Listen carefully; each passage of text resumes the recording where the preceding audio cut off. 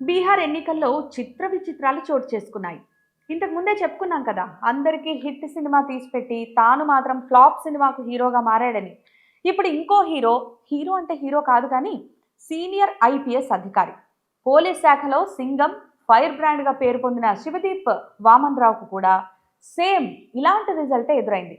బీహార్లోని పూర్నియా, తిర్హుట్, ముంగేర్, అరారియాలో పనిచేసి రౌడీలకు ముచ్చెమటలు పట్టించారు. ఎక్కడ పనిచేసినా అక్కడ జనాల్లో హీరోగా ముద్ర వేయించుకున్నారు. అంటే పేదల పాలిట పెన్నిదిలా, విలన్ల పాలిట సింహ స్వప్నంలా, అంటే అచ్చంగా మన పాత సినిమాల్లో హీరోలా మంచి ఇమేజ్ తెచ్చుకున్నారు. అంతటి హీరోని కూడా జీరోని చేసేశారు బీహార్ ప్రజలు. అరారియా, జమల్పూర్ అనే రెండు నియోజకవర్గాల నుంచి పోటీ చేస్తే ఒక్క దగ్గర కూడా గెలవలేకపోయారు మాజీ ఐపీఎస్ శివదీప్. ఇండిపెండెంట్గా పోటీ చేసి ఓటమి పాలయ్యారు.